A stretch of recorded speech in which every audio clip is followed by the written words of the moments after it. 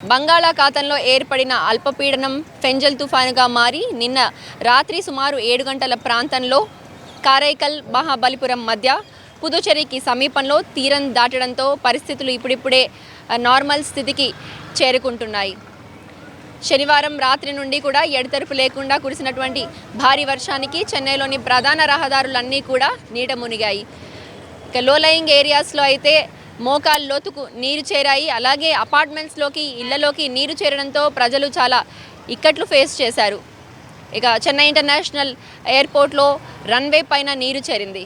Tracks పైన కూడా నీరు చేరి బస్ స్టాండ్లోకి కూడా నీరు చేరడంతో రవాణా సంస్థ స్తంభించిపోయిందని చెప్పొచ్చు.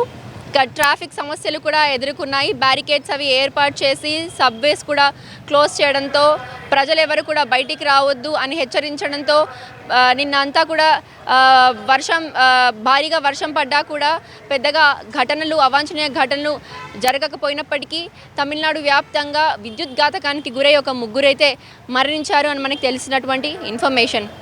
ప్రస్తుతం మనము టీనగర్లోని ప్రధాన ఏరియాలో ఉన్నాము.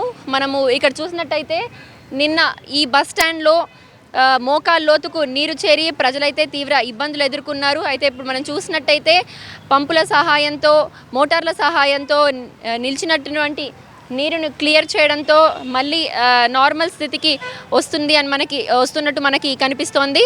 ఇక ఈరోజు కూడా తుఫాను ప్రభావం ఉండడంతో భారీ నుండి అతి భారీ వర్షాలు కురిసే అవకాశం ఉందంటూ కూడా వాతావరణ శాఖ ఇప్పటికే ప్రకటించింది. తిరువల్లూరు, చెంగల్పట్టు, కాంచీపురం, విల్లిపురం, కడలూరు జిల్లాలకి ఈరోజు ఆరెంజ్ అలర్ట్ ప్రకటించారు. చెన్నై, రాణిపేట, తిరువన్నామలై, పెరంబలూరు, అరియాలూరు ప్రాంతాలకి మోస్తారు నుండి కూడా భారీ వర్షాలు కురిసే అవకాశం ఉందంటూ కూడా మనకి తెలుస్తోంది.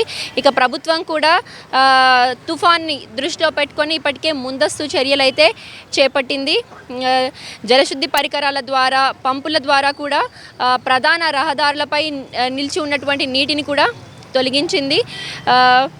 ఇక ఈ లాస్ట్ ఇయర్ తుఫాన్ సమయంలో కార్లు కొట్టుకుపోవడము, తీవ్రంగా ఆస్తి నష్టం జరగడము, పంట నష్టం జరిగింది. ఇవన్నీ కూడా దృష్టిలో పెట్టుకొని ఈసారి మౌలిక సదుపాయాలు, అలాగే ఉచిత భోజన పంపిణీ, డ్రైనేజ్ వ్యవస్థను సరిచేయడం వంటి కార్యక్రమాల ద్వారా ఈసారి తుఫాను పెద్దగా ప్రభావితం లేదా నష్టం చేకూరలేదు అని కూడా మనకి తెలుస్తోంది.